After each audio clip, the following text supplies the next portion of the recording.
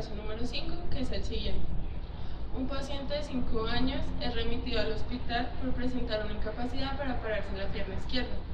Él presenta antecedentes de una fractura en la diáfisis femoral que fue tratada con un yeso por varias semanas.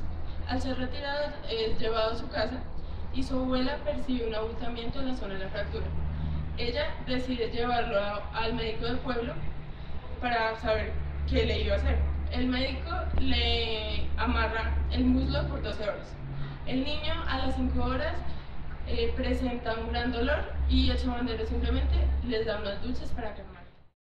Al retirar el nudo hecho por el médico del pueblo, se encontraron los siguientes signos.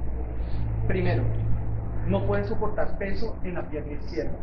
Presenta la rodilla semiflexionada y ausencia en la flexión de la rodilla.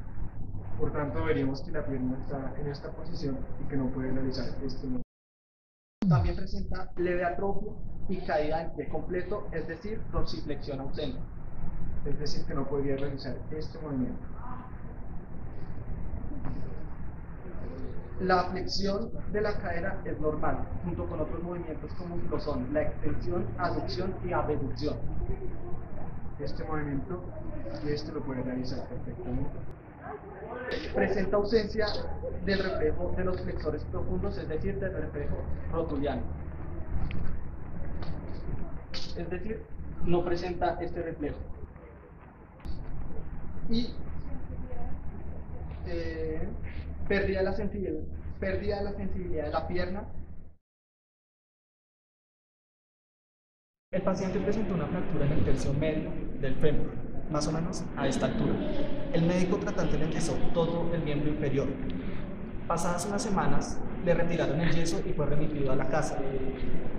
La abuela del paciente sintió un abultamiento a la altura de la fractura y lo llevó a un médico del pueblo. El médico del pueblo no tenía conocimiento sobre lo que era un callo óseo, por lo que procedió a hacer un torniquete a la altura de la fractura. El callo óseo, recordemos que es una hipertrofia del hueso, pero no es resultado de una mala osificación. El médico del pueblo, al colocar el torniquete, realizó un daño iatrogénico al producir una isquemia de la arteria femoral. Acá encontramos la arteria femoral. Entonces la isquemia de la arteria femoral produjo una malfunción del nervio femoral más o menos a este nivel.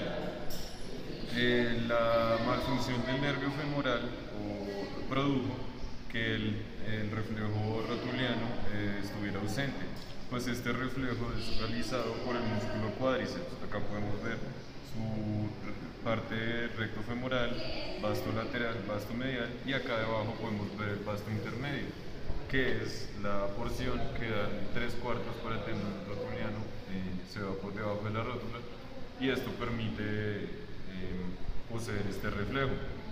También podemos sospechar la lesión del nervio femoral, pues la sensibilidad de todo el miembro inferior estaba perdida. Para identificar que hubo lesión del femoral podemos concluirlo a partir de la falta de sensibilidad en la parte medial de la pierna, la cual está dada por el nervio safeno que podemos encontrar acá. La segunda estructura anatómica nerviosa que sospechamos está lesionada en el paciente a causa del torniquete es el nervio ciático,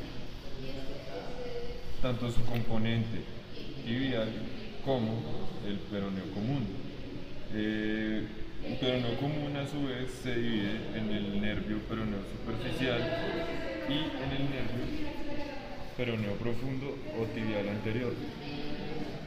Sospechamos la lesión de estos dos nervios tanto por inervación sensitiva que da el peroneo superficial a nivel lateral de la pierna, como por la inervación de los músculos anteriores de la pierna que producen la dorsiflexión. En el paciente esta función está dañada, por lo tanto presenta pie caído. Luego músculo, el nervio tibial, sospechamos que también está lesionado por dos razones: inervación sensitiva de la planta del pie, que está por el nervio plantar lateral y plantar medial, ramas del tibial. A su vez, la flexión de la rodilla está completamente ausente.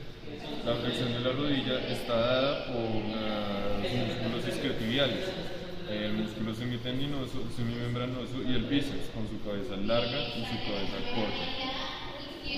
La inervación de estos músculos, a excepción del bíceps, su cabeza corta, está dada por el componente tibial del nervio ciático, por lo cual sospechamos que está lesionado. Otra sospecha por la cual está lesionado el nervio ciático es por la falta de sensibilidad a nivel de la pierna posterior, dada por el nervio sural.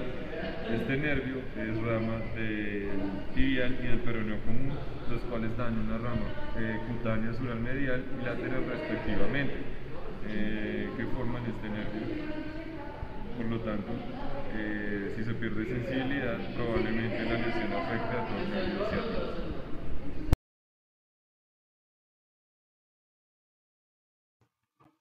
En la parte histológica se encuentra una inflamación en el paciente como consecuencia de su fractura. Principalmente la inflamación se da como reacción a respuesta defensiva a invasores extraños como virus o bacterias. En el caso del paciente, su inflamación fue generada por un factor exógeno como su lesión. El tipo de inflamación es crónica debido a que el paciente fue tratado con un yeso varias semanas. Por lo tanto, se puede observar a nivel histológico una monocitosis en sangre debido a que el tejido está atravesando por una respuesta inmune no resuelta. También están presentes algunos linfocitos ayudando con una respuesta inmunológica en proceso, células plasmáticas y neutrófilos en caso de que puedan aparecer infecciones bacterianas.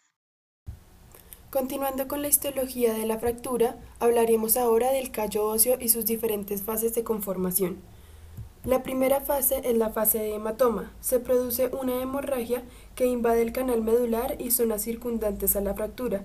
Produce redes de fibrina y penetración de células proliferantes mesenquimales diferenciadas. La segunda fase es la fase de proliferación celular. En esta fase proliferan células mesenquimales indiferenciadas en torno al foco de la fractura, dando lugar a un callo perióstico inicial en forma de huso. Seguido tenemos la fase de diferenciación celular. Tiene lugar una diferenciación o transformación de células mesenquimales indiferenciadas. Primero se transforman en un tejido cartilaginoso y después en un tejido óseo denominado trabecular embrionario.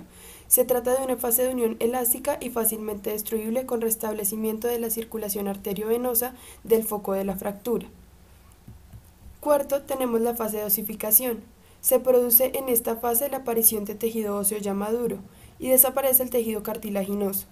El callo óseo inicial adquiere la resistencia y las propiedades mecánicas del hueso y se restablece la vascularización cortical. Como quinta y última fase tenemos la fase de reabsorción. Da lugar a la reabsorción del callo perióstico en forma de huso inicial con remodelación del hueso y recuperación definitiva de sus propiedades mecánicas. Esta es la bibliografía de la información y la referencia de las imágenes. Finalmente podemos observar a nivel histológico una atrofia del tejido muscular estriado esquelético de la pierna izquierda del paciente. A nivel normal en un tejido muscular podemos encontrar una célula, en este caso un rhabdomiocito multinucleado. Sus núcleos pequeños se encuentran localizados en la periferia de la célula. El tamaño de estas es poligonal y el tejido principalmente es homogéneo, pero al ocurrir una atrofia muscular en las células afectadas se observa la disminución de su tamaño y en algunos casos se presenta la pérdida de la forma poligonal de estas, ocasionando como consecuencia la pérdida de la homogeneidad del tejido. Asimismo, los núcleos que estaban ubicados en la periferia se encuentran distribuidos en toda la célula. Al hablar del aspecto fisiológico de la lesión, encontramos que la atrofia que presenta el paciente es debido a dos razones. La primera y más importante, el desuso del músculo debido al yeso que portó. Y la segunda, la falta de movimiento de este músculo gracias a la lesión de los nervios anteriormente mencionados. Para poder confirmar estos daños, nosotros podemos usar un examen llamado electromiografía, con el cual se mide la actividad eléctrica del músculo implementando unos electrodos en el área lesionada. Con este examen nosotros podemos dar una especificidad hacia la sumación espacial y hacia la sumación temporal, donde la sumación espacial es el reclutamiento de fibras necesarias para poder efectuar un movimiento, y la sumación temporal es la relación entre la intensidad y las frecuencias que se usa en esos estímulos eléctricos para efectuar el movimiento. Al hablar de sumación espacial, encontramos que la atrofia produce una disminución de fibras y una disminución de fibras en el reclutamiento. Por esto sabemos que la sumación espacial disminuye. Al hablar de sumación temporal, encontramos que la motoneurona disminuye los impulsos que le manda al músculo, habiendo un daño en la unión neuromuscular. Al integrar estos dos aspectos, encontramos en la electromiografía unos bajos voltajes en cada pico.